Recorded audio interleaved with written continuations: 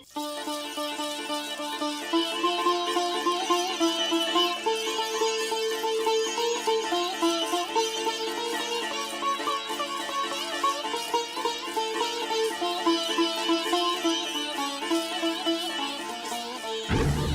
राजकुमार ध्रुव, आप अंदर नहीं जा सकते। क्यों नहीं जा सकता? मुझे पिता महाराज से मिलना है। महाराज का आदेश है कि अंदर किसी को न आने दिया जाए। मैं राजकुमार हूँ और मेरा आदेश है कि मुझे अंदर जाने दिया जाए। सूर्य के प्रकाश को धरती पर पहुँचने से कोई नहीं रोक सकता। पिता और पुत्र के बीच में कोई नहीं आ सकता। हम महाराज के आदेश की अनदेखी नहीं कर सकते। और राजकुमार के आदेश की अनदेखी कर सकते हो? यदि हमने आपको जाने दिया तो महाराज हमें दंड देंगे। अगर तुमने मुझे रोका तो मैं तुम्हें दंड दूंगा। महाराज के डर से तुमको मैं बचाऊंगा, परंतु मेरे डर से तुमको कोई नहीं बचा सकता। पिताश्री, पिताश्री, पिताश्री।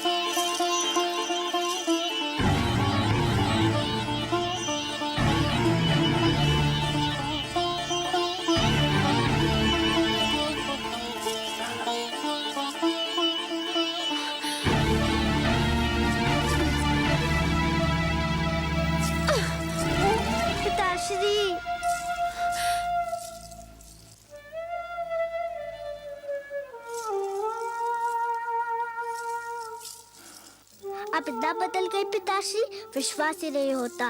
मैं तो आपका बड़ा लाडला पिता था, कितना प्यार करते थे आप मुझसे, और आज आपके सामने मुझे धिक्कारा गया और आप चुप रहे। जब आप युद्ध से लौटते थे तो सीधा माताश्री के पास जाते थे।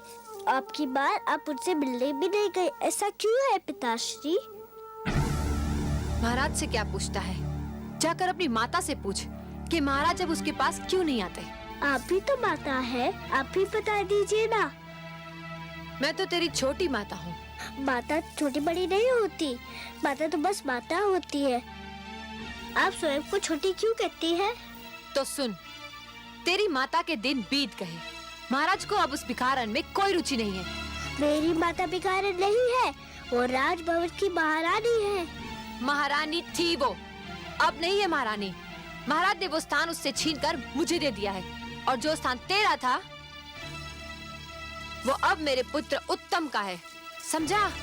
उत्तम मेरा छोटा भाई है, उसे जितना भी मिले मुझे उतना ही हर्ष होगा। मैं और कुछ नहीं चाहता, बस पिताश्री का प्यार चाहता हूँ और उसकी गोद में बैठना चाहता हूँ।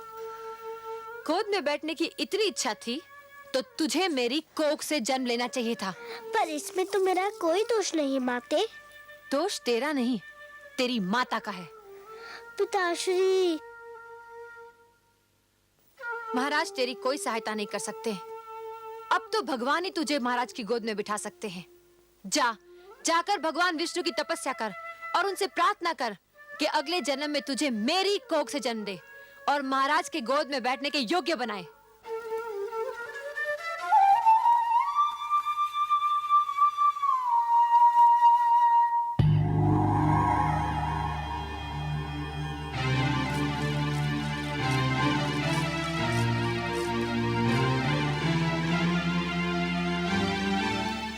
आंखें खोलिए परम श्रेष्ठ, देखिए कितना अन्याय हो रहा है। सुरुचि ने कितनी निर्ममता से उस नन्हे से बालक का हृदय तोड़ दिया।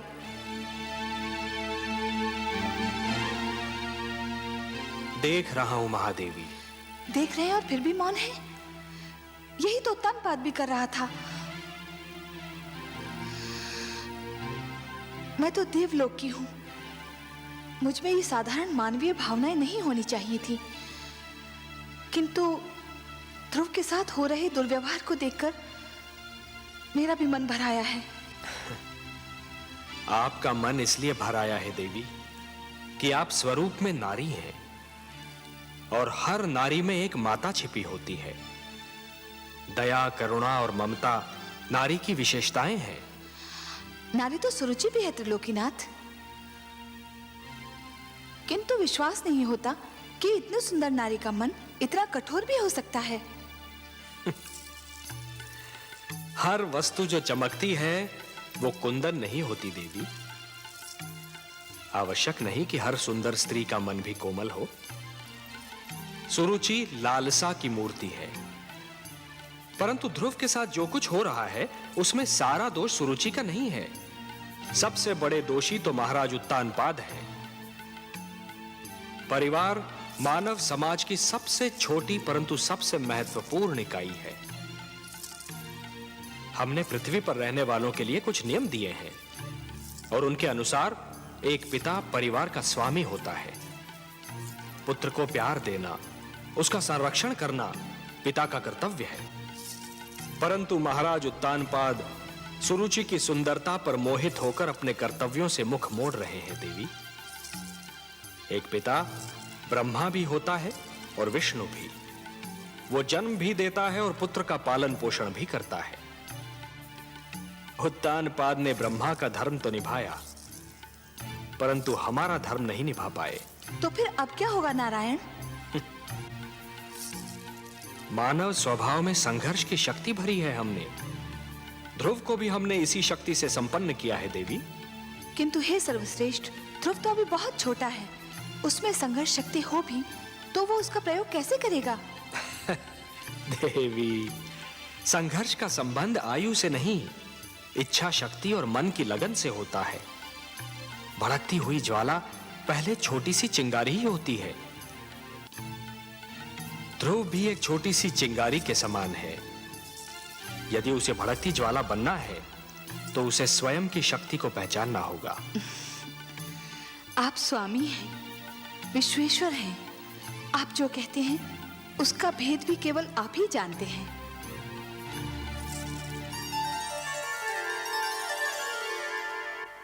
इसीलिए मैं तुझे वहां जाने से रोक रही थी। मैं जानती थी कि तू महाराज से मिलने जाएगा तो दुख लेकर ही लौटेगा। रानी सुरुचि के मन में हमारे लिए जलन और घृणा के सिवा और कुछ नहीं। छोटी माँ ने जो किया मुझे इसका दुख नहीं है माँ। दुख तो इस बात का है कि पिताश्री भी बस चुप रहे। उन्होंने छोटी माँ को रोका तक नहीं। वो केवल मुझे भूल गए होते तो मुझे इतना दुख नहीं होता। दुख तो इस बात का है कि वो अपने पिता के धर्म का पालन नहीं कर पा रहे।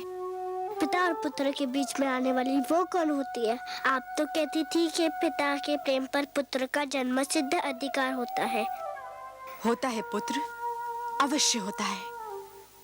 ठीक उसी प्रकार जिस प्रकार सूरज की धूप पर धरती का अधिकार होता है। किंतु कभी कभी काली घटा यूं सूरज की धूप और धरती के बीच आ जाती है, जिससे सूरज की धूप धरती तक नहीं पहुंच पाती। रानी सुरुचि भी वो काली घटा है जिसने पिता के प्रेम को पुत्र तक पहुंचने से रोक रखा है। मैं तो उनका बहुत आदर करता था, पर उन्होंने आपको बेकारन कहा तो मुझे बहुत बुरा लगा। आश्चर्य तो ये है कि पिताश्री भी इस पर भी कुछ नहीं बोले। भूल जाओ पुत्र, भूल जाओ इन बातों को। कुछ विष स्वाद में मीठे होते हैं, किंतु होते तो विष है ना। महाराज पर भी ये भेद एक दिन अवश्य खुल जाएगा कि रानी सुरुचि एक मधुर विष है। मैं भगवान विष्णु से प्रार्थना करती हूँ कि महाराज की आंखें खुल जाएं। भगवान विष्णु? छोटी भाभी यही नाम ले रही थी कि मुझे पिताश्री के गोद में बैठने का अधिकार अब भगवान विष्णु ही दिला सकते हैं। हाँ पुत्र, महाराज की गोद तो क्या, वो अपनी गोद में बैठने का भी अधिकार दिला सकते हैं। वो महाराजाओं के महाराज हैं, सम्राटों के सम्राट हैं, परम बलवान, सर्वशक्तिमान है। पुत्र, तुम देखोगे वो कैसे लगते हैं। हाँ, आओ आओ।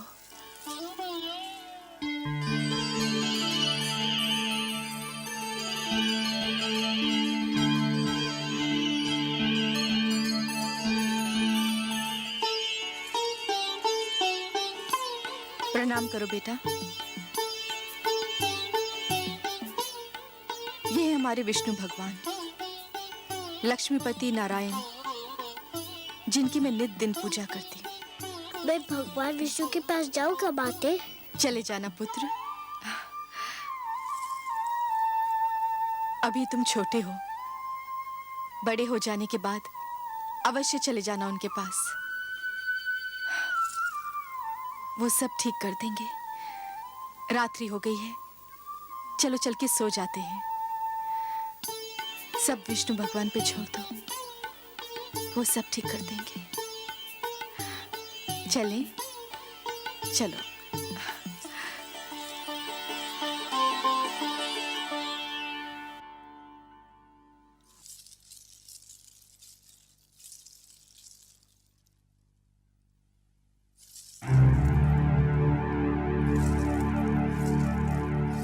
कहाँ चले महाराज? अभी तक हम महारानी सुनीति से नहीं मिले। वो हमारी राह देख रही होंगी। जानती थी मैं, जानती थी कि आपकी सारी बातें झूठी है। आपका प्यार भी एक दिखावा है। कौन सी बातें झूठी थी? यही कि सुरुचि, तुम्हारे पास आकर मैं सारे संसार को भूल जाता हूँ। सब झूठ। संसार तो क्या, आप एक नारी को नहीं भूल पाए। रह रहकर उसका प्रेम आपके मन को बांध लेता है। मुझसे तो बस 4 घड़ी का ही प्रेम है आपको। यह बात नहीं है सरुचि। तुम अच्छी तरह से जानती हो कि हम तुम्हें कितना प्रेम करते हैं। प्रेम ना करते होते तो महारानी सुनीति का अधिकार तुम्हें क्यों देते? परंतु इस राजमहल में कुछ तो अस्तित्व है उसका। और फिर ध्रुव के साथ भी। क्या हुआ ध्रुव के साथ? मैंने तो कुछ नहीं किया, बस उसे बता दिया कि अब उसका और उसकी माता का क्या स्थान है। और यह स्थान आपने मुझे और मेरे पुत्र को स्वयं अपनी इच्छा से और मन से दिया है। तो फिर क्या हुआ जो मैंने बता दिया? क्या मैंने झूठ बोला था? नहीं, झूठ नहीं बोला था। जो भी कहा सत्य ही कहा था। परंतु यह आवश्यक तो नहीं कि सत्य कठोरता से ही कहा जाए। सत्य कोमल और सहज ढंग से भी बोला जा सकता है। सरुचि, ध्रुव एक बच्चा है, उसके प्रति इतनी कठोरता?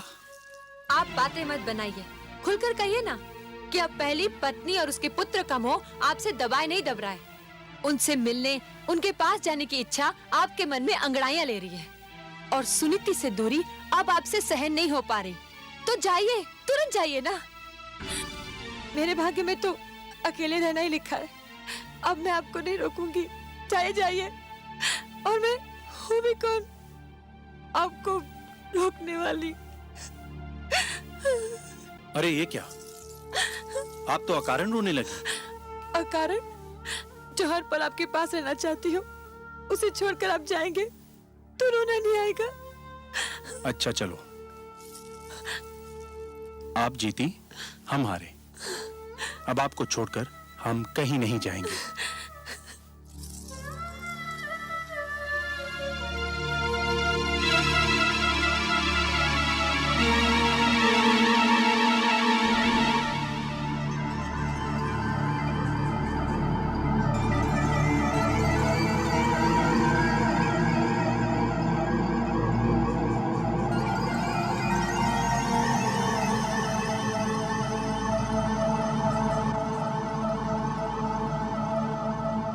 महाराज तेरी कोई सहायता नहीं कर सकते। अब तो भगवान ही तुझे महाराज की गोद में बिठा सकते हैं। जाकर भगवान विष्णु की तपस्या कर और उनसे प्रार्थना कर कि अगले जन्म में तुझे मेरी कोख से जन्म दे और महाराज की गोद में बैठने के योग्य बनाए।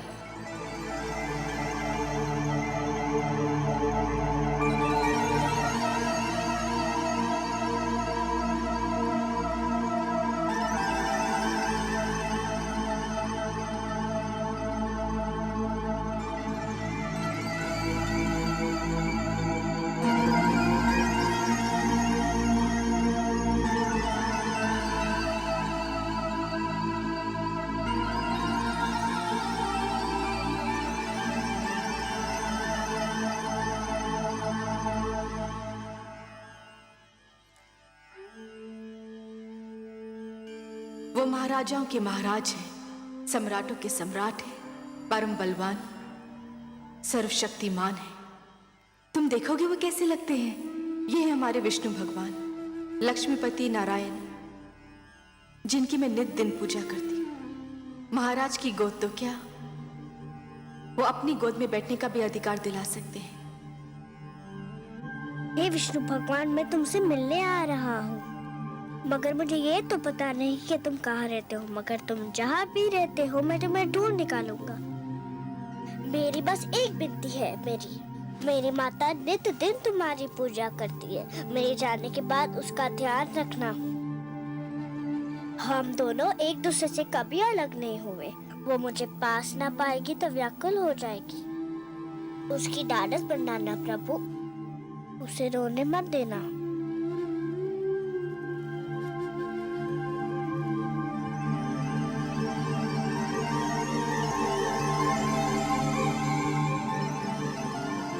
मैं तुम्हें सोता छोड़कर जा रहा हूँ, क्षमा कर देना मुझे। तुम जागती होती तो मुझे कभी ना जाने देती। पर देखो मुझे न पाकर व्याकुल मत होना। मैं भगवान विष्णु को ढूंढने जा रहा हूँ। वही तुम्हारा खोया हुआ स्थान दिलाएंगे और मुझे भी।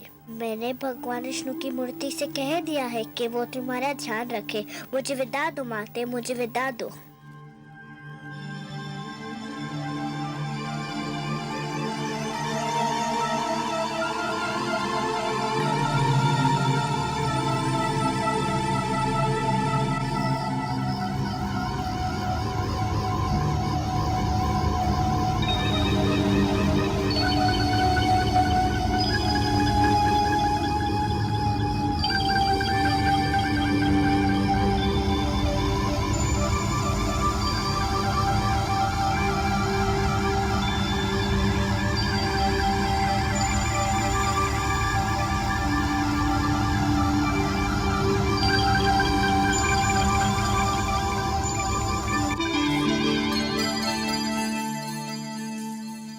हे प्रभु, देखिए नन्हा ध्रुव रात्रि के अंधेरे में राजभवन को छोड़कर आपकी खोज में निकल गया है। हाँ देवी, वो अपने मन की लगन को दबा नहीं पाया। परंतु हे सर्वव्यापी, वो तो क्षीर सागर का मार्ग भी नहीं जानता। देवी, एक यात्री के लिए सबसे कठिन क्षण वो होता है जब वो किसी अनजान यात्रा के उद्देश्य से मार्ग पर प्रथम पग धरता है। फिर तो मार्ग में सहस्त्रों घने पेड़ मिल जाते हैं जो उसके पैरों तले शीतल छांव बिछाने को तैयार रहते हैं। फिर मार्गदर्शक भी मिल जाता है, और मार्गदर्शक तो गुरु होता है देवी। परंतु हे सर्वश्रेष्ठ, वो तो अभी एक बालक है। उसे इस यात्रा में कितना दुख झेलना पड़ेगा। महादेवी, बूंद जब किसी मेघ की गोद से निकलती है तो उसके मन में असंख्य आशंकाएं होती हैं। सोचती है कि उसका अंत क्या होगा।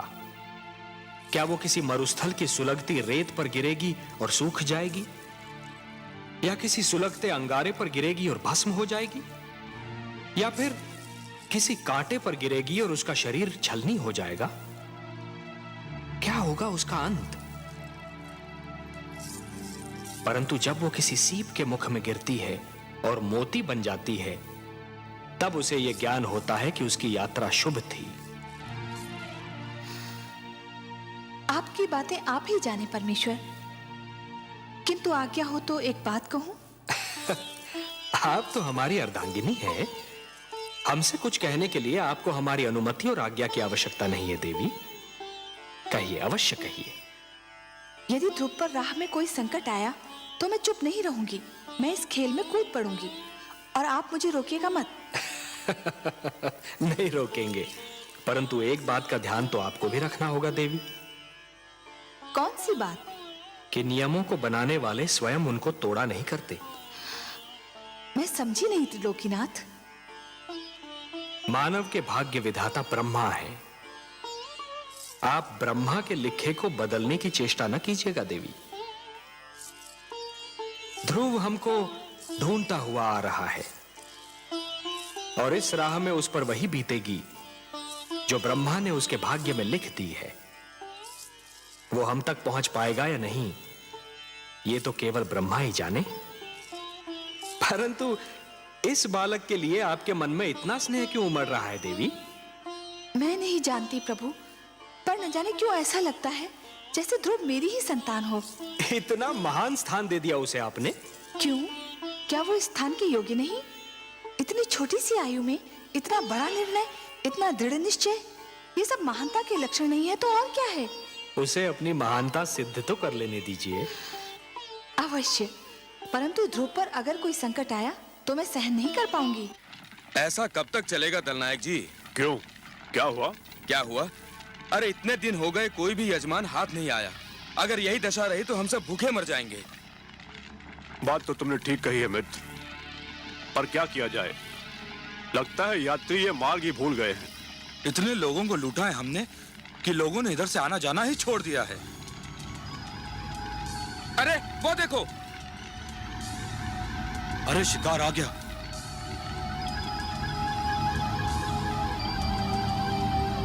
वन देवता ने सुन ली हमारी।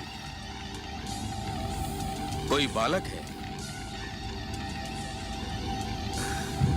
कोई भी हो, लगता धनी है। सारा शरीर गहनों से ढका है। गहने छीनकर ठिकाने लगा देंगे।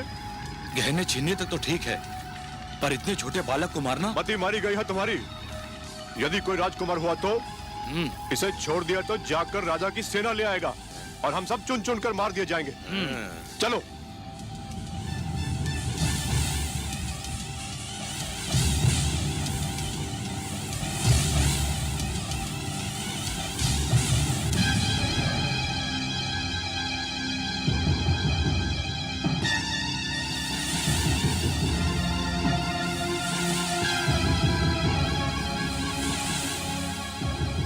कौन है आप लोग? हम डाकू हैं। क्या चाहते हैं आप लोग? तुम्हारे आभूषण, अपने आभूषण उतार कर हमें दे दो। ले लीजिए, केवल मुझे एक बात बता दीजिए। क्या बात? मैं अपने सारे आभूषण आपको दे दूंगा। मुझे बस ये बता दीजिए कि भगवान विष्णु कहाँ रहते हैं। भगवान विष्णु? हाँ, मैं उनसे मिलना चाहता हूँ। आपको तो पता होगा कि वो कहाँ रहते हैं। हाँ, क्यों नहीं, क्यों नहीं। हम तुम्हें जरूर उनके पास ले चलेंगे, पर पहले अपने ये आभूषण हमें दे दो।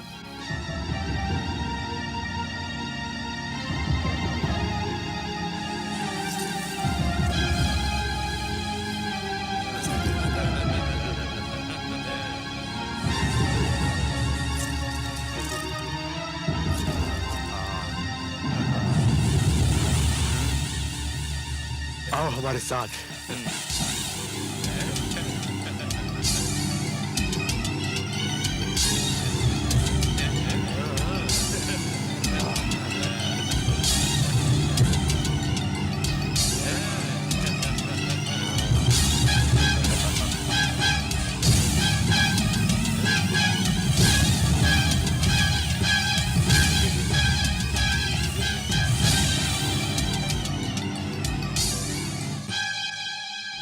यहाँ से तुम सीधा विष्णु के पास पहुंच जाओगे।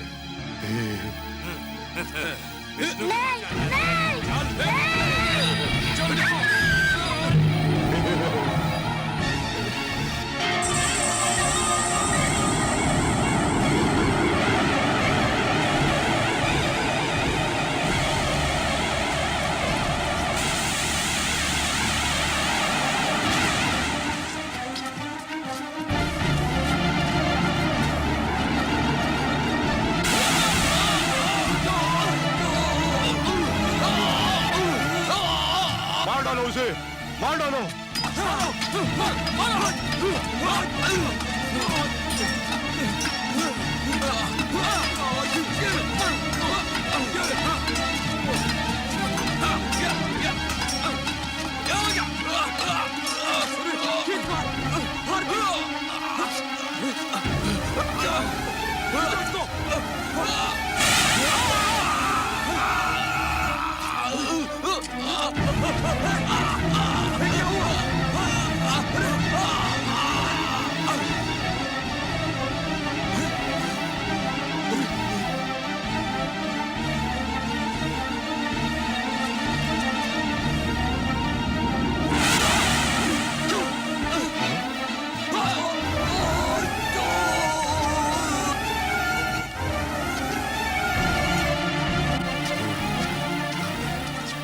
सांप को ढूंढो, उस बालक को भी ढूंढो।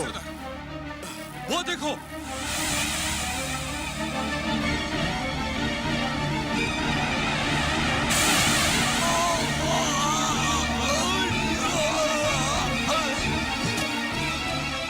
सांप को ढूंढो, उस बालक को भी ढूंढो।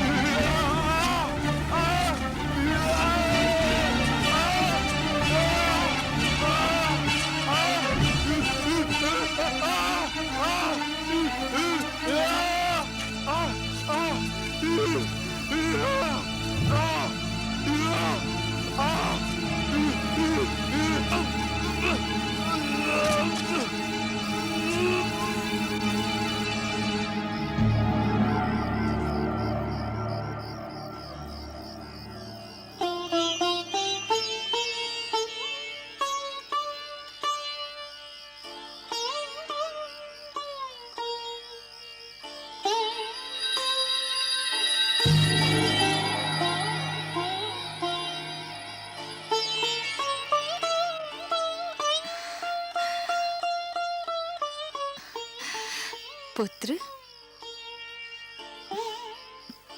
आप कौन है माता? तुमने तो माता कहकर स्वयं ही बता दिया कि मैं कौन हूँ। अब मैं क्या बताऊं? समझ लो तुम्हारी माता ही हूँ। इन लोगों को क्या हुआ? इनको इनके किए का दंड मिल गया। ये लुटेरे थे और तुम्हें मार डालना चाहते थे। परंतु ये बताओ, इतनी रात्रि को तुम अकेले कहाँ जा रहे थे? मैं भगवान विष्णु से मिलने जा रहा हूँ। मेरी मानो तो तुम घर लौट जाओ, अभी तुम बहुत छोटे हो। मैं उनसे मिले बिना घर नहीं जाऊंगा। अच्छा, अब रात्रि बहुत बीत चुकी है। भोर होते ही ढूंढ लेना अपने भगवान विष्णु को। आपको पता है कि भगवान विष्णु कहाँ रहते हैं? मुझे उनसे मिलने का मार्ग बता दीजिए तो आपकी बहुत कृपा होगी।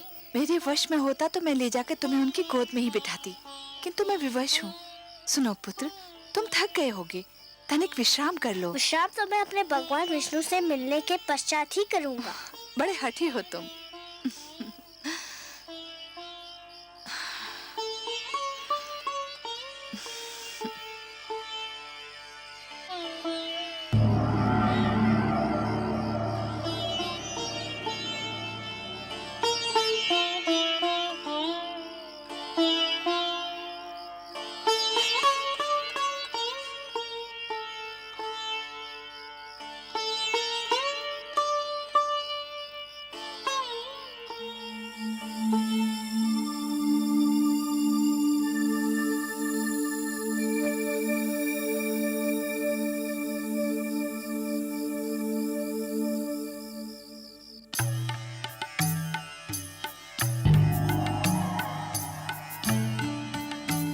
आइए महादेवी, आइए।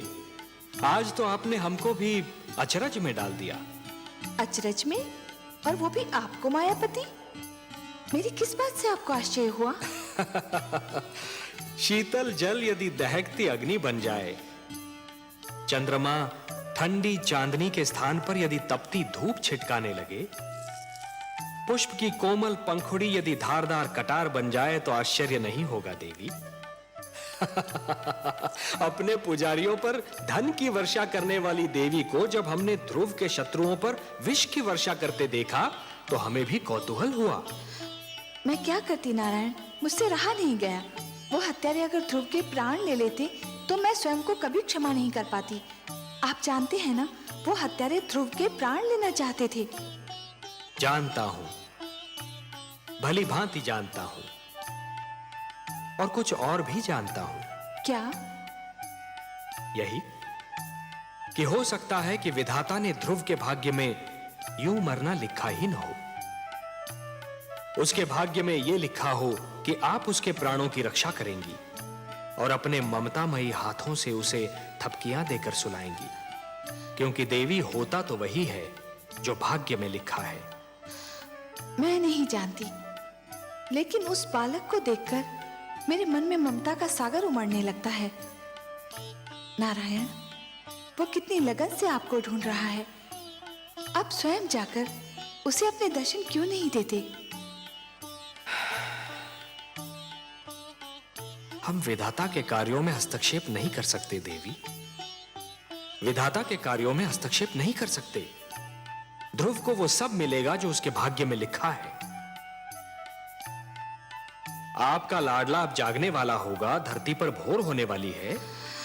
भोर होते देखकर मेरा मन कांप रहा है। क्यों देवी, किस कारण? भोर हुई और सुनीति ने अपने लाल को ना पाया तो उसकी क्या दशा होगी? वो तो दुख से पागल हो जाएगी।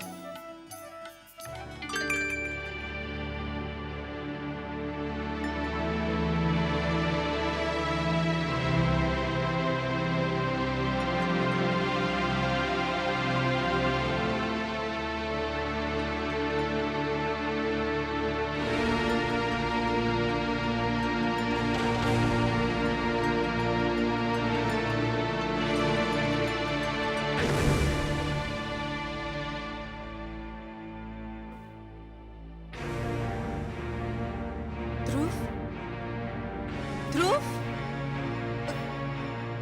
पुत्र ध्रुव, ध्रुव, ध्रुव, कहाँ हो तुम?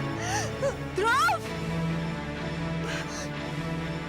दासी, दासी, तुमने मेरे पुत्र को कहीं देखा है? तुमने देखा है? तो आपके कक्ष के बाहर निकलते ही नहीं देखा। तो जाओ, जाओ जाके उसे लेकर आओ। मेरा हृदय व्याकुल हो जा रहा है। जाओ, जाओ।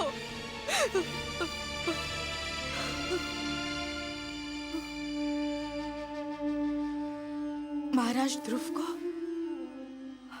अवश्य ढूंढ निकालेंगे। हाँ, मुझे महाराज के पास जाना चाहिए। मुझे महाराज के पास जाना चाहिए। क्षमा करें महारानी, किंतु आप महाराज से ना मिले तो अच्छा है। ना मिलो उनसे? क्यों ना मिलो उनसे? पता नहीं वो आपसे मिले भी या ना मिले। रानी सुरुचि भी उनके पास उनके कक्ष में है। रानी सुरुचि ने आपसे ना मिलने दिया तो आपको दुख होगा। संतान के खो जाने से बड़ा दुख और क्या हो सकता है? इससे बड़ा दुख मुझे और कोई क्या दे सकता है? महाराज ध्रुव के पिता हैं। मुझे उनसे मिलना ही चाहिए।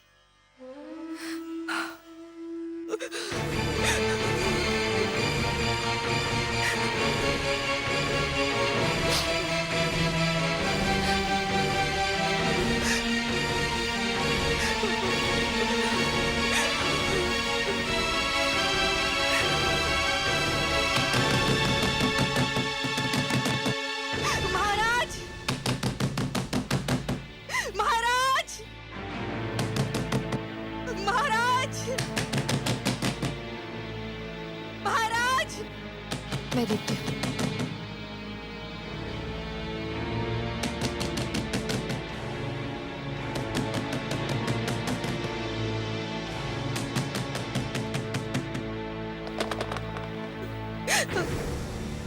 महाराज, महाराज। महारानी सुनीति, क्या बात है? क्या हुआ? महाराज, हमारा पुत्र ध्रुव। क्या हुआ पुत्र ध्रुव को? बहुत बड़ा अनर्थ हो गया। न जाने कहाँ चला गया हमारा पुत्र। न जाने कहाँ चला गया ध्रुव। चला गया? कहाँ चला गया? कहाँ चला गया होगा? अरे यही कहीं राजभवन में खेल रहा होगा। दासियों ने राजभवन का कोना कोना छान मारा है, उसका कहीं पता नहीं चला। महाराज आप उसे ढूंढ निकालिए, नहीं तो मैं रो रो के अपने प्राण दे दूंगी। महारानी सुनीति, महाराज उसे कहाँ ढूंढेंगे? आपका पुत्र आपके पास था, महाराज को क्या पता कि वो कहाँ होगा? महाराज मेरा सब कुछ छीन लीजिए, किंतु मेरा लाल मुझे लौटा दीजिए। एक उसी का तो सहारा था मुझे, उसी का मुख तो देख देख के जीती थी मैं। धीरज रखिए महारानी सुनीति। कैसे धीरज रखूं, कैसे धीरज रखूं? उसने कहा था कि वो भगवान विष्णु से मिलना चाहता है। मैं समझी कि वो बचपने में कह रहा है। भगवान विष्णु से मिलने? हाँ, आपसे मिलने के पश्चात वो बहुत उदास हो गया था, न जाने कहाँ भटक रहा होगा वो। अगर वो मुझे नहीं मिला ना, तो मैं आपको कभी भी क्षमा नहीं करूंगी, मैं आपको कभी भी क्षमा नहीं करूंगी, मैं आपको कभी भी क्षमा नहीं करूंगी। महारानी सुनीति, महारानी सुनीति, महारानी सुनीति, महारानी सुनीति, महारानी सुनीति मूर्छित हो गई हैं। जल्दी से जल लेकर आइए। आपको दिखाने के लिए ढोंग कर रही है, ये सब आडंबर है।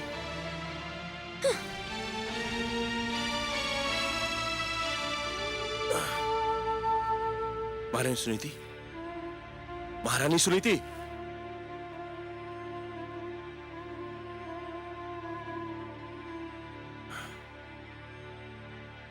दासी जल्दी से जल लेकर आओ। महारानी सुनीति,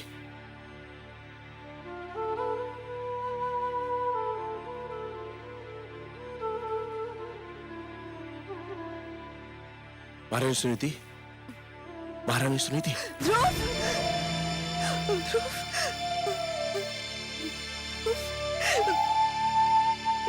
पुत्र ध्रुव। रोइए नहीं महारानी, रोइए नहीं।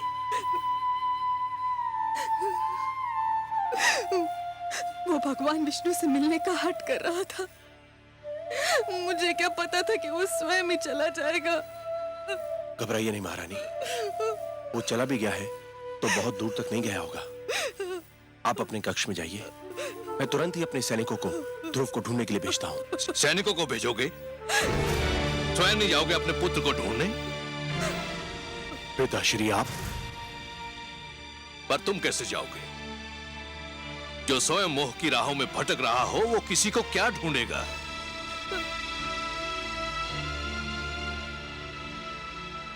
हाथ मत लगाओ मेरे चरणों को, तुम इस योग्य नहीं हो। तुम तो इस योग्य भी नहीं हो कि मैं तुम्हें अपना पुत्र कहकर पुकारूं। उस मनु का पुत्र जिसने आचरण के आदर्श बनाए, जिसने राजधर्म को जन्म दिया, उसकी संतान का ऐसा पतन? धिक्कार है तुम पर, जिसके नाम पर धरतीवासी स्वयं को मानव कहकर धन्य होते हैं। मैं तो राजकाज और परिवार का भार तुम्हारे हाथ सौंपकर संतुष्ट हुआ था, पर कदाचित ये मेरी भूल थी। तुम इसके योग्य नहीं थे। परंतु पिताश्री, मैंने राजकाज का कार्य संभालने में कोई भूल नहीं की। मेरी प्रजा मुझसे प्रसन्न है। तुम्हारी प्रजा तुमसे प्रसन्न है, और ये नारी, क्या ये तुम्हारी प्रजा नहीं? केवल इसलिए कि इसने तुम्हारी पत्नी बनना स्वीकार कर लिया। क्या ये न्याय के उन अधिकारों से वंचित हो गई जो प्रजा को प्राप्त होते हैं? क्या ये तुमसे प्रसन्न है?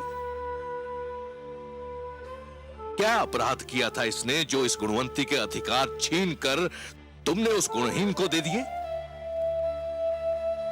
क्या तुम्हारा पुत्र तुम्हारी प्रजा नहीं है, जिसका अपमान देखकर भी तुम चुप रहे, और केवल आज तुम्हारे कारण वो अनजानी राहों में भटक रहा है? मुझसे भूल हो गई पिताश्री। भूल मान लेने से भूल के दुष्परिणामों का अंत नहीं होता। भूल सुधार चाहती है, लेकिन उसकी सारी संभावनाएं तुमने समाप्त कर दी हैं। पौत्र ध्रुव तुम्हारा घर छोड़कर जा चुका है, तुम्हारे परिवार में असंतोष है, और जो परिवार को संतुष्ट नहीं कर सका वो असंख्य प्रजा को क्या संतुष्ट करेगा? जिससे एक छोटा सा परिवार न संभाला गया वो इतने बड़े राज्य को क्या संभालेगा? धिक्कार है तुम पर।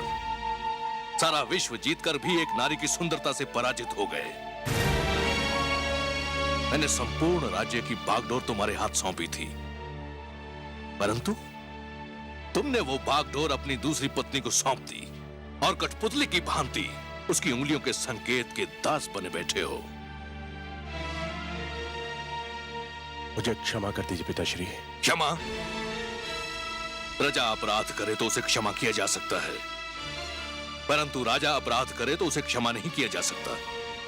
राजा का अपराध अपराध नहीं पाप होता है, और पाप के लिए क्षमा नहीं प्रायश्चित के दंड की आवश्यकता होती है, और राजा को यह दंड वो स्वयं ही दे सकता है। क्षमा याचना करो अपनी पत्नी सुनीति से, जिसके साथ अन्याय किया है तुमने, घोर अन्याय। जिस मनु की तपस्या महाप्रलय ने भी भंग नहीं की, तुमने अपने परिवार के साथ अन्याय करके वो तपस्या भंग कर दी और मुझे यहां आने पर विवश कर दिया। याद रखो तानपात, यदि पुत्र वियोग में मेरी पुत्र वधू को कुछ हो गया तो तुम मेरे शाप से नहीं बच पाओगे। पिताश्री सुनिए तो सही। मैं कुछ नहीं सुनना चाहता। पिताश्री, पिताश्री मुझे इतना कड़ा डंडा दीजिए पिताश्री।